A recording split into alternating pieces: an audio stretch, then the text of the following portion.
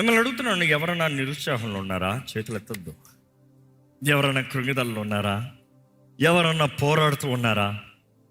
Life అన్నదప్పుడు we all fight. కొన్నిసార్లు victory days, కొన్నిసార్లు టెస్ట్ డేస్.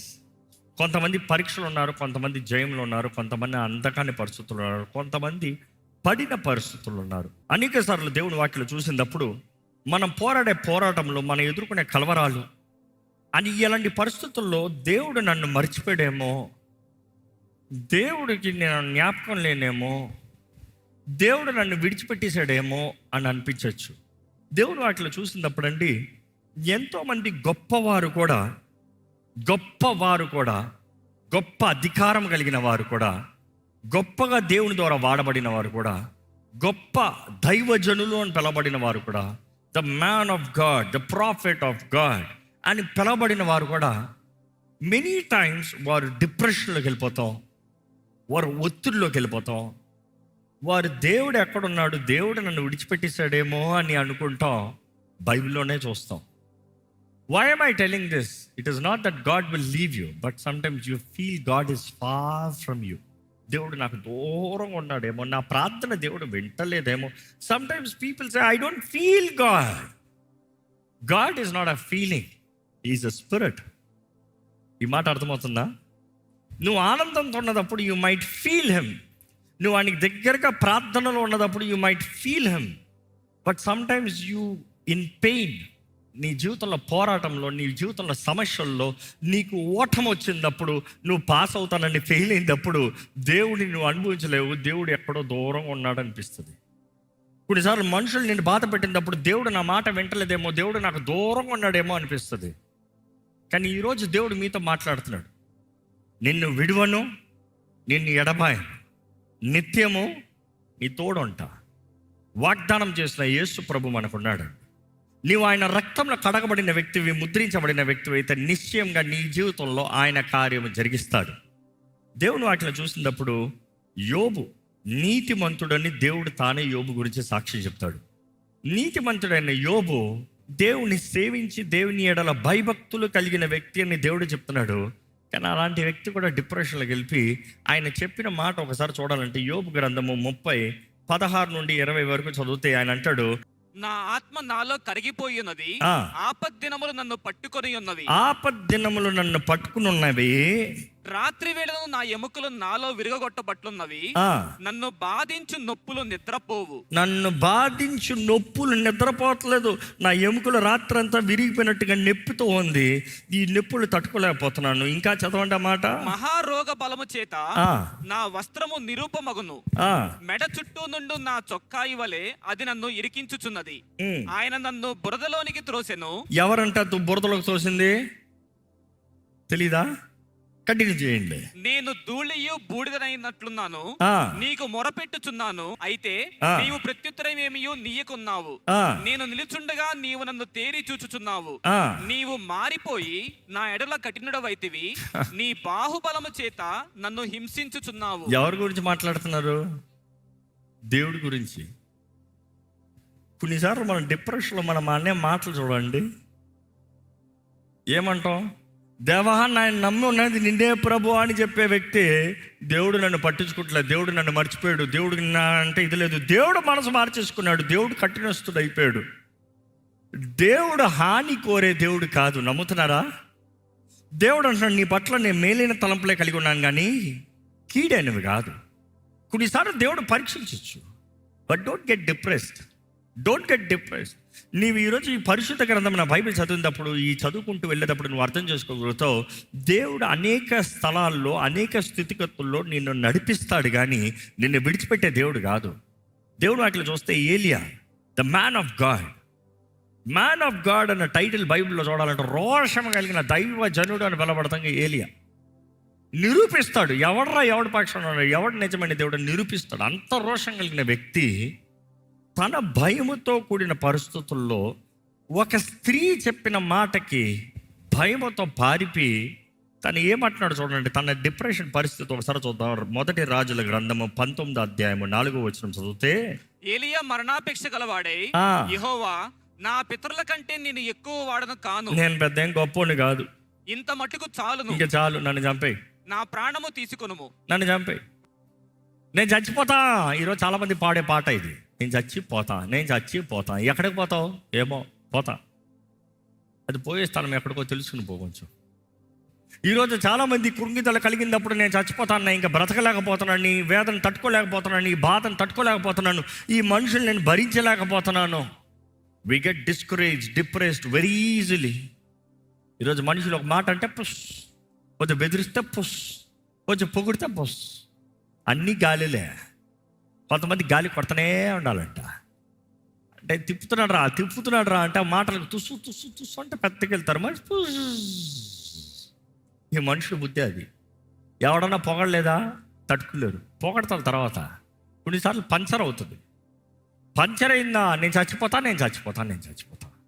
దేవుడు మీతో మాట్లాడుతున్నాడు, జాగ్రత్త. ఎలాగున్నాయి మీ తలంపులు, ఎలాగుంది మీ ఆలోచనలు, ఎలాగుంది మీ జీవితము, ఏంటి, ఏ విషయం అది నేను నాకు అవ్వదని చెప్తున్నారు, ఏంటి అది నేను చేసే సరైన, ఇంకా ఎక్కడికైనా పారిపోదాం అనుకుంటున్నారు. ఈరోజు తరం ఎలాగ ఉన్నారంటే ఏది ఎదుర్కొన్న తరంగా లేరంట, పారిపోయే తరంగా. ఈరోజు కొత్త ఏం కాదు, కానీ అక్కడ ఏలియా ప్రవక్తే అన్ని బయలు ప్రవక్తల్ని చంపిన వ్యక్తి, దేవుని అగ్నిని దింపిన వ్యక్తి, అన్ని గొప్ప కార్యాలు చూసిన వ్యక్తి. ఒక్క యెజబెలు స్త్రీ చెప్పిన మాటకి, రాణి చెప్పిన మాటకి హల్లని పరిగెత్తాడు. ఇప్పుడు ఏమంటున్నాడు? చచ్చిపోతాను, ధైర్యం చాలగా, ప్రభు నన్ను చంపేవా అంటున్నాడు. ఇంకా నెక్స్ట్ చూస్తే, బైబిల్లో చూస్తే, one of the sorrowful psalm, లేకపోతే ఇంకో మాట చెప్పాలంటే theologians count it as the darkest psalm అంటారు. ఎంతో చీకటి, లేకపోతే బాధ, ఎంతో వేదన కూడిన కీర్తన అని చెప్పినప్పుడు సామ్స్ 88 అంటారు. సామ్స్ 88లో చదివినప్పుడు కోరా కుమారులు రాసిన కీర్తన ఇది. కానీ హెమ్ ఒక కుమారుడు, కోరా కుమారుడు హెమ్, తను రాసిన కీర్తన. ఆయన రాస్తున్నాడు ఏమని? ఎక్కడ 5వ వచనం చదువుతారా అండి? 88:5. చచ్చిన వారిలో విడువబడిన వాడనైతిని. ఏంటంట? చచ్చిన వారిలో విడువబడిన. ఇంకా ఆయన డిప్రెషన్ స్టేట్లో ఏమంటున్నాడు? చచ్చిన వాళ్ళ సమాధుల మధ్యలో శవంలా పడున్నాను. ఇంకో మాటలు చెప్పాలంటే, సమాధుల మధ్యలో ఉన్నాను నేను, చచ్చిన స్థితిలో ఉన్నాను నేను. ఇంకా నేను సమాధిలో పడి ఉన్న హతులలో ఒకరి వలె అయితిని, నీవిక స్మరింపని వారి వలె అయితిని. ఏంటంట? దేవాంగుడు నన్ను పట్టించుకోవట్లేదు ప్రభా, నీ ద్వారా విడిచిపెట్టబడిన వ్యక్తిగా అయిపోయాను. ఇంకో చావులో ఉన్నాను నేను, చచ్చిపోతున్నాను, చచ్చిన వారి మధ్య చచ్చిన వారిలాగా ఉన్నాను, నా బ్రతుకు చచ్చిన రీతిగా ఉంది. మేబీ ఇక్కడ ఉన్నవారు అలాంటి పరిస్థితులు ఉన్నారేమో. You are feeling God, my life is dead, my family seems dead, my marriage life seems dead, my education seems dead, my job seems dead. కానీ God will let you go through valleys. మిమ్మల్ని లోయలో నుండి నడిపిస్తాడేమో, కానీ నీవు నిజముగా ఆయన హృదయాన్ని అర్థం చేసుకున్న వ్యక్తివైతే, ఆయన ఎడల విశ్వాసం కలిగిన వ్యక్తివైతే, సహవాసం కలిగిన వ్యక్తివైతే, అంధకార లోయలో సంచరించడం నేను భయపడను. ఎందుకంటే నువ్వు నా తోడున్నావు. ఇక్కడ ఏమంటాడు? చచ్చిన వారి మధ్య నన్ను విడిచిపెట్టేసావు ప్రభువా. ఇంకా ఏంటంట? నీ కోపము, చదువుతారండి, అగాధమైన గుంటలోను, చీకటి గల చోట్లలోను, అగాధ జలములలోను నీవు నన్ను పరుండబెట్టి ఉన్నావు. నీ ఉగ్రత నా మీద బరువుగానున్నది. నీ ఉగ్రత, తెలుగులో ఉగ్రత, ఇంగ్లీష్ లో యాంగర్. నీ ఉగ్రత నా మీద ఎలా ఉందంట? బరువుగా ఉంది. అండ్ ఇంకా ఏంటి? నీ తరంగములన్నీ నన్ను ముంచుచున్నవి. నువ్వే నన్ను ముంచేస్తున్నావు. కొంతమంది ఇదే అంటారు, ప్రభా నువ్వు నన్ను ముంచేస్తున్నావు ప్రభా నువ్వు నన్ను వదిలేసావు ప్రభా నువ్వు నన్ను మర్చిపోయావు ప్రభా. ఈరోజు దేవుడు మీతో మాట్లాడుతున్నాడండి. కొన్నిసార్లు మనం జీవితంలో ఈ ఒంటరి పరిస్థితులకు వెళ్ళచ్చేమో, ఒంటరి పరిస్థితుల్లో మనుషుల ద్వారా తుణీకరించబడిన పరిస్థితులకు వెళ్ళచ్చేమో, జీవితంలో ఎంత ప్రయాసపడినా ఏ ప్రతిఫలం చూడలేని పరిస్థితులకు వెళ్ళచ్చేమో. Don't lose your heart, don't lose your faith, don't get discouraged. కురుంగిజల నిరుత్సాహపడకండి, మిమ్మల్ని మీరు బలపరుచుకోవాలి. See, all these are great men of God నేను చూపించేది, because I want to make sure that you connect. ఎందుకంటే మనకున్న మైండ్ సెట్ ఏంటంటే, నేను దేవుడు వెంబడిస్తున్నాను అంటే నాకు ఏ నిరుత్సాహం రాదనుకుంటాం. అందుకని బైబిల్లో చూపిస్తున్నాను, గొప్ప గొప్ప ప్రవక్తలు కూడా నిరుత్సాహంలోకి వెళ్ళినవారు, కృంగిదల్లోకి వెళ్ళినవారు. ఈరోజు చాలామంది తన్ను తింటున్నారు దెయ్యం దగ్గర, సాతాను నుంచి అణిచివేయబడుతున్నారు. Because of your lonely feeling, depressed feeling. అపవాది దాడులకి అర్థం కావట్లేదు. యోబు లాంటి నీతిమంతుడిని చూస్తాము, దేవుడు తన శోధించబడటానికి, పరీక్షించబడటానికి అనుమతించినప్పుడు అపవాది చూడండి ఎక్కడైనా గ్యాప్ ఇచ్చాడా? గ్యాప్ అవ్వాలా. ఒక నాశనం తర్వాత ఇంకో నాశనం, ఒక కీడు తర్వాత ఇంకొక కీడు, ఒక కష్టం తర్వాత ఇంకొక కష్టం, ఒక మనిషి తర్వాత ఇంకొక మనిషి, చివరికి భార్య కూడా దేవుడు దూషించి చావరాదా? ఇంకా ఎందుకు నీ ఇంటగ్రిటీ? మనం చూస్తాం అలాంటి పరిస్థితుల్లో స్నేహితులు, సొంతవారు, బయటవారు అన్ని మాటలు అయిన తర్వాత ఇంకా ఆయన ఒంటరితనం నుండి దేవుడు ఏదో తప్పు చేశాడన్న కోపం వచ్చింది ఆయనలోకి. అదే మనం ఇందాక చదివాం, నేను జరిగిన ఉన్నాను, నువ్వు మనసు మార్చేస్తున్నావు ప్రభా, నువ్వు మనసు మార్చేస్తున్నావు, మనం మారే ఉన్నాను, నేను మంచిగా ఉన్నాను, నీ మూడు మారిపోయింది. దేవుడు ఏమి చెడు కీడు ఉద్దేశించే దేవుడు కాదు. పరీక్షిస్తాడు, నిశ్చయంగా పరీక్షిస్తాడు. ఈరోజు మీరు పరీక్షలో ఉన్నారా చూసుకోండి. మీ పోరాటం ఒక పరీక్ష, లేకపోతే మీ తప్పుడు కార్యాల. కొన్నిసార్లు మనం చేసిన తప్పుడు కార్యాలకి మనం అనుభవిస్తూ నేను ఒంటరిగా ఉన్నానంటావు, పశ్చాత్తాపడు, అంతే. నువ్వు చేసిన తప్పుకి నువ్వు కీడు అనుభవిస్తున్నావు అని అనిపిస్తే ఫిక్స్ ఏసేపి ఎంత త్వరితంగా దేవుడి దగ్గర సమాధాన పడతావు అంత త్వరితంగా సమాధాన పడు. ఇతరులతో ఏదైనా సమస్య అంటే వారితో సమాధాన పడు. You fix it. దేవుని వాక్యం చూసినప్పుడు అండి దావీదు విషయం నుండి చూడాలంటే ఒక మంచి ఎగ్జాంపుల్ చూస్తాము. సమూయేలు 2వ గ్రంథము 16వ అధ్యాయము 5వ వచనం నుండి చదువుదామా. రాజైన దావీదు బహురీము దాపునకు వచ్చినప్పుడు సౌలు కుటుంబీకుడకు గేరా కుమారుడైన షీమి అనునొకడు అచ్చటి నుండి బయలుదేరి వచ్చెను. మనం చూస్తాం అప్పటికే సౌలు ఎంతో కాలమైంది మరణించి, సౌలు వంశస్థుడు బెన్యామీనుడు ఒకడు వస్తున్నాడంట. ఎవరి దగ్గరకు వస్తున్నాడు? దావీదు రాజు తన వ్యక్తులతో, తన మనుషులతో నడుచుకుని పోతున్నాడు. ఎందుకు నడుచుకుని పోతున్నాడు పైన కింద మీకు అర్థం అవ్వాలంటే, అప్పటికే తన సొంత కుమారుడైన అబ్షలోము తనకి విరోధంగా తిరిగాడు. తన సొంత కుమారుడైన అబ్షలోము తనకు విరోధంగా తిరిగినా కూడా దావీదు పోరాడటానికి వెళ్ళ ఎంతసేపు పట్టదో అబ్షలోముని ఇలా చంపిస్తానికి, ఇలా చంపుతానికి. అప్పటికి దావీదు ఎంతో గొప్ప పరాక్రమశాలిగా, తన రాజ్యానికి సాటి ఎవరూ లేరన్న రీతిగా శత్రు భయపడతాడంట దావీదుని మొడతానికి. అలాంటి పరిస్థితులు ఉన్నాడు. సొంత కుమారుడు విరోధంగా తిరిగేటప్పటికీ కుమారుడిని ఎదిరించకుండా, కుమారుడిని పోరాడకుండా, కుమారుడి దగ్గర నుండి తప్పించుకుంటున్నాడు. అలాంటి పరిస్థితుల్లో మనం చూస్తూ దావీదు తన సైన్యంతో మౌనంగా వెళ్తూ ఉంటే మధ్యలో ఇంకొక క్యాండిడేట్ దొరికాడు. వీడికి ఏం సంబంధం? తండ్రి కొడుకు ఏదో ఫ్యామిలీ ప్రాబ్లం జరుగుతుంది. ఈ సిమి అనే వ్యక్తి ఎవరు వారసుడు? సౌలు వారసుడు అంట. సౌలు అప్పటికే చచ్చిపోయాడు. సౌలు వారసుల్లో ఎవరు అక్కడ పెద్దలు లేరు. అప్పటికే దేవుడు దావీదుకి ఇచ్చిన దీవెనను బట్టి, దావీదు చేసిన వాగ్దానాన్ని బట్టి దావీదు యోనతాను కుమారుణ్ణి తెచ్చి బల్ల దగ్గర కూర్చోబెట్టుకోలేదా? దయ చూపిలేదా? మెఫీబోషెతుని ఆహ్వానించలేదా? But then you see what is happening there. ఈ సిమి వచ్చి తిడుతున్నాడంట, దావీదుని తిడుతున్నాడంట. ఏమని? నువ్వు హంతకుడివి. రాళ్ళు వేసి కొడుతున్నాడంట, మట్టి ఎత్తి కొడుతున్నాడంట. నువ్వు హంతకుడి. ఎవరిని చంపాడు? సౌలుని చంపాడు దావీదు. ఎన్నిసార్లు చేతుల్లో దొరికాడు చంపేస్తానికి? అనుకున్నాడంటే ఎప్పుడో చంపేస్తుండేవాడు కదా. కానీ సౌలుని ఏమాత్రం హాని చేయలేదు. సౌలు గురించి చెప్తున్నాడు, అభిషక్తుల్ని, దేవుని ద్వారా అభిషేకించబడిన వాడిని నేను ముట్టకూడదు. Touch not the anointed. మనం చూస్తున్నాం అంతగా గౌరవించాడు సౌలుని. సౌలు మరణించేటప్పుడు తన స్నేహితుడు సౌలు కుమారుడు యోనతాను మరణించేటప్పుడు ఎంతో బాధపడ్డాడు, ఎంతో రోధించాడు, ఎంతో వేదన.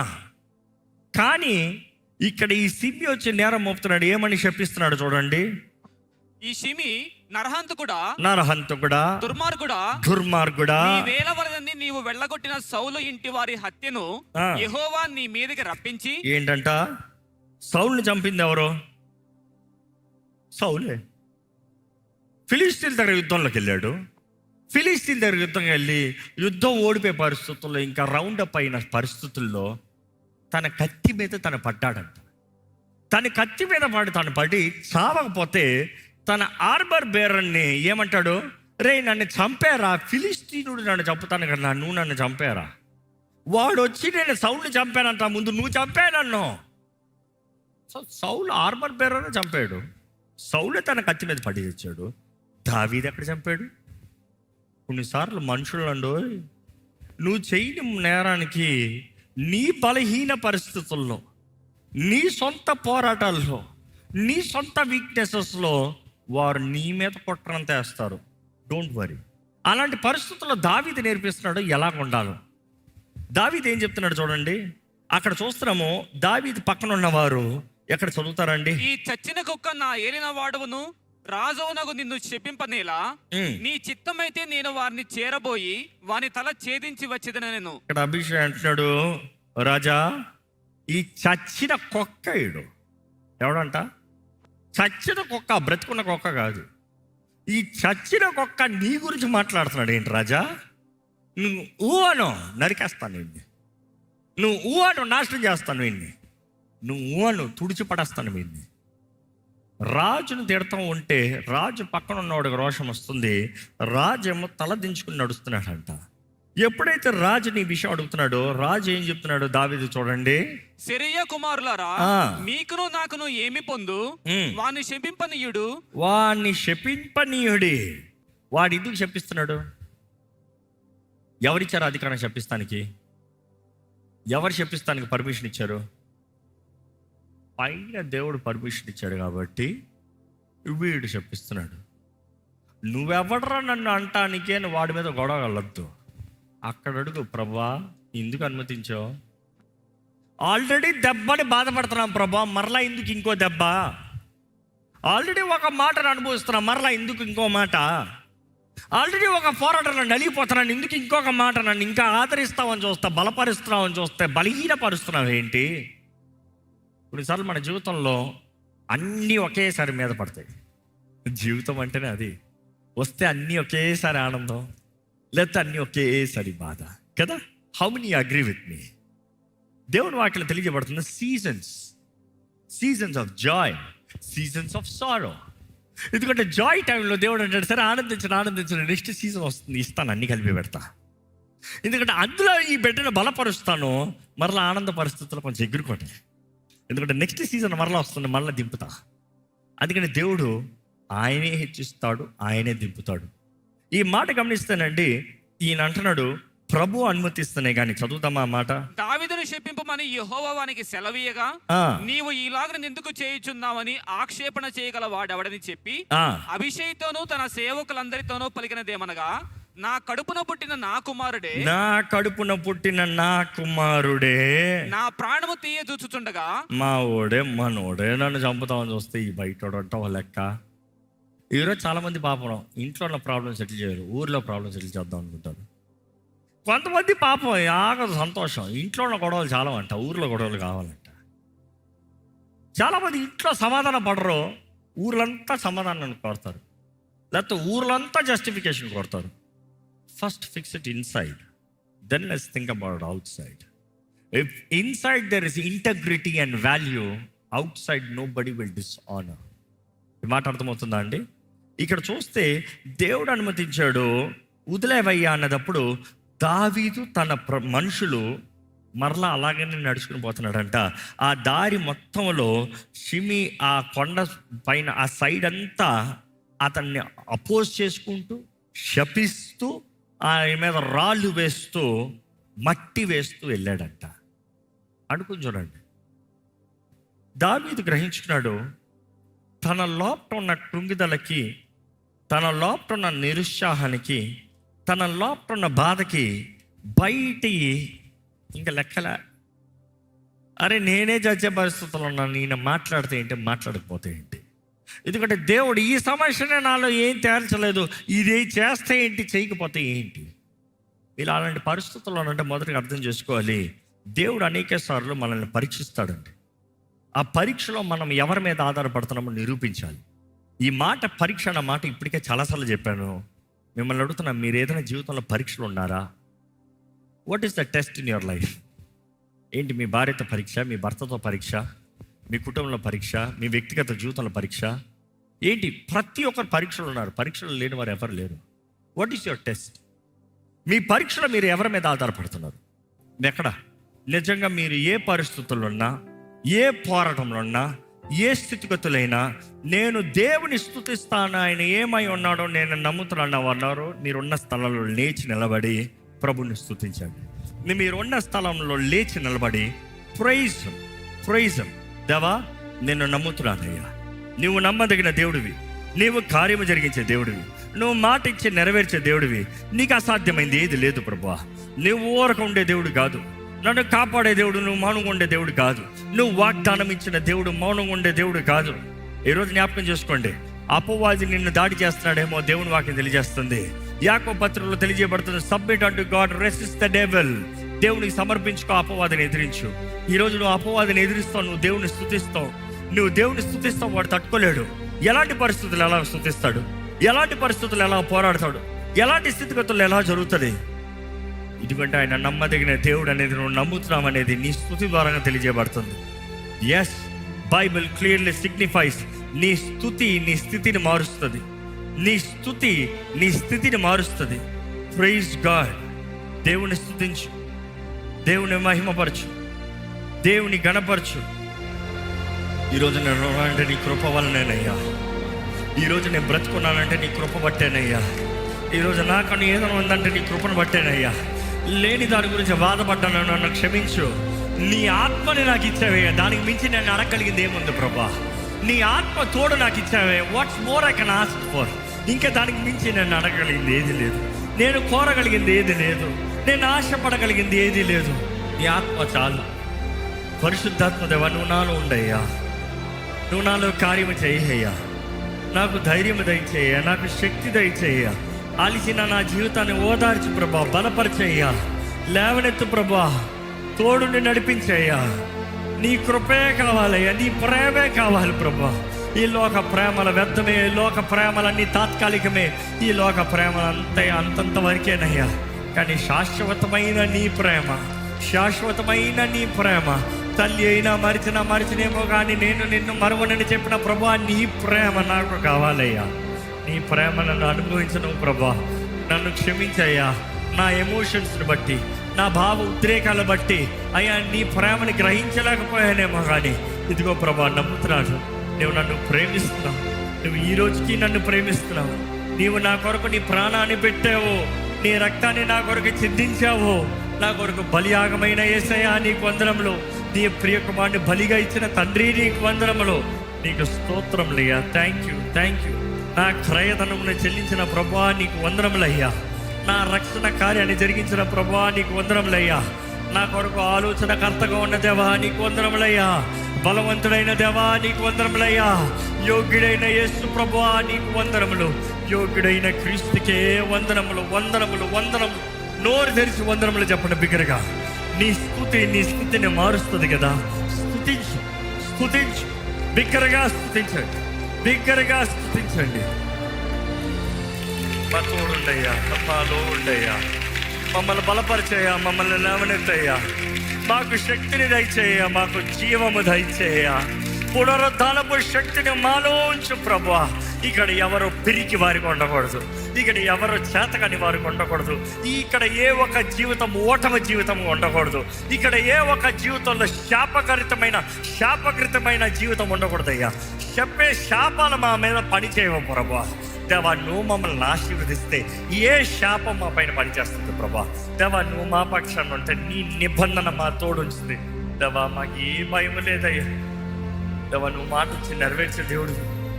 నీవు నీ వాక్కు నీవేమై ఉన్నావో దాన్ని బట్టి నెరవేర్చే దేవుడు అయ్యా. నువ్వు ఎంతైనా నమ్మదగిన దేవుడు అయ్యా. నువ్వు ఎంతైనా చాలిన దేవుడు అయ్యా. ఒక దినము మాకు అవమానము అనుమతిస్తావేమో కానీ తప్పకుండా అదే విషయంలో మాకు జయాన్ని, గౌరవాన్ని ఇచ్చే దేవుడు అయ్యా. నిన్ను నమ్మిన ఇక్కడ ఎవరి జీవితం వ్యర్థంగా పోకూడదు. నిన్ను నమ్మిన ఏ ఒక్క జీవితం అవమానంగా పోకూడదు. నిన్ను నమ్మిన ఏ కుటుంబమో దేవా దిక్కుమాలిన పరిస్థితుల్లోకి వెళ్ళకూడదు ప్రభా. నీ కార్యములు, నీ సహాయం, నీ శక్తి, నీ మహిమ మేము రుచి చూడాలి ప్రభా. ఇక్కడ ఏ జీవితాన్నైనా, ఏ మనసునైనా, ఏ కుటుంబానైనాను ఎటువంటి అపవాది దాడులు జరుగుతున్నాను, ఇదిగో ప్రభా నీ వాక్యం సెలవిస్తున్న రీతిగా మేము చేయగలిగినంత ఒకటే మేము నీకు సమర్పించుకుంటున్నాం. నీ భక్తులు చేసిన రీతిగా నిన్ను స్తుతిస్తాము, ఆరాధిస్తాము, కొనియాడతాము. కానీ అదే సమయంలో అపవాదిని ఎదిరించమని నీ వాక్యం తెలియజేస్తుంది. ఇదిగోనయ్యా, నీ వాక్కు సెలవిస్తున్న రీతిగానే the lord rebukes you Satan. ఇదిగో నీవు మా పక్షాన ఉన్నావు ప్రభువా. అపవాదిని నువ్వు గద్దిస్తున్నావు. ఈ మాటే ప్రకటిస్తున్నామయ్యా. ఎక్కడ మీ జీవితంలో, దయచేసి ఇక్కడ ఉన్నవారు మీ జీవితంలో మీరు దేవుడికి సమర్పించిన వారైతే ధైర్యంగా ఈ మాట చెప్పండి. ప్రభు సాతానా నిన్ను గద్దిస్తున్నాడు, ప్రభు నిన్ను గద్దిస్తున్నాడు, ప్రభు నిన్ను గద్దిస్తున్నాడు సాతానా. దేవుడు మన పక్షాన ఉంటే మన పైన నూతన అభిషేకాన్ని ఇచ్చే దేవుడు. ప్రతి దినము నూతన అభిషేకము, ప్రతి దినము నూతన అభిషేకము. అడగండి, ప్రభా నన్ను మరొక్కసారి అభిషేకించాయ, మరొక్కసారి నా జీవితాన్ని అభిషేకించాయ, మరొక్కసారి నా కుటుంబాన్ని అభిషేకించాయ, నా మనసును నూతన పరిచయ్యా, నా హృదయాన్ని నిమ్మలపరచు ప్రభా.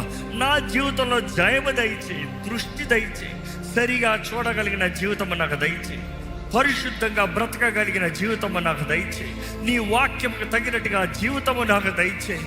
నా విధేయతలను క్షమించు, నా లోపములను క్షమించు, నా చేతకాని పరిస్థితులను క్షమించు, నేను చేసిన తప్పుల్ని పొరపాటుల్ని క్షమించు ప్రభా. అడగండి, దేవుణ్ణి అడగండి, యథార్థంగా అడగండి. ఇదిగోనయ్యా, తగ్గించుకుంటున్నామయ్యా నీ ముందు, నీ సహాయాన్ని వేడుకుంటాం ప్రభా. నీవేమా దిక్కని, నీవేమా శరణమని, నువ్వు తప్ప మాకు ఇంకెవ్వరు లేరు అని తెలియజేస్తున్నామయ్యా. మా తోడుండయ్యా, లేవనెత్తయ్యా. భయపరచు కార్యాలు నీ ప్రజల జీవితంలో ఉండడానికి లేదు. భయపెట్టే ఆత్మలు, భయపెట్టే కార్యాలు, భయపెట్టే వ్యక్తుల్ని ఇప్పుడే నజరేయుడైన యేసు నామములో ఎదిరిస్తున్నామని ప్రకటిస్తున్నాము. సమాధానము మా హృదయంలో ఇప్పుడే నజరేయుడైన యేసు నామములో కలుగునుగాక అని ప్రకటిస్తున్నాము. ఇదిగోనయ్యా, ప్రతి భారము ఇదిగోనయ్యా, ప్రతి కలవరపరిచే ఆత్మలు ఇప్పుడే నీ బిడ్డల్ని విడిచిపోవాలని ప్రకటిస్తున్నాము. ప్రతి హృదయంలో తేలిక, ఆనందము, సంతోషము నజరేయుడైన యేసు నామములో కలుగునుగాక. మమ్మల్ని బలపరచు, మమ్మల్ని లేవనెత్తు. మాతో ఉండే దేవుడు అయ్యా నువ్వు. ఈరోజు మమ్మల్ని విడిచిపెట్టండి దేవుడు. మేము ఎక్కడ వెళ్ళినా మాతో ఉండే దేవుడు. నేను బాధ పెట్టిన కార్యాలు ఉంటే క్షమించి మాతో మాట్లాడయ్యా, మాకు తెలియజేయ ప్రభా. మాతో మాట్లాడయ్యా, ఇక్కడ ఉన్న మా అందరితో మాట్లాడయ్యా. మా అందరి జీవితంలో ధైర్యం దయచేయి, మా అందరి జీవితంలో దృష్టి దయచేయి. వాళ్ళని కలవరపరిచి, కలవరం దూరపరిచి, నీ బిడ్డలు నీ మీద ఆధారపడేవారు, నీ మీద ఆధారపడేవారు నిన్ను స్తుతించువారుగా, నిన్ను గణపరచువారుగా. ఎలాగైతే భక్తుడైన దావీదు ప్రకటించాడో అటువంటి కార్యాలు మా జీవితంలో రుచి చూసినట్లుగా నీవే సహాయాన్నిచ్చి నడిపించమని వేడుకుంటూ, విత్తిన వాక్యాన్ని ముద్రించి ఫలింపు చేయమని, చేయబడిన ప్రార్థనలకి ప్రతిఫలాన్ని అనుగ్రహించమని నజరేయుడైన యేసు నామములో అడిగి వేడుచున్నాం తండ్రి, ఆమేన్, ఆమేన్. దైవం నీవయ్యా.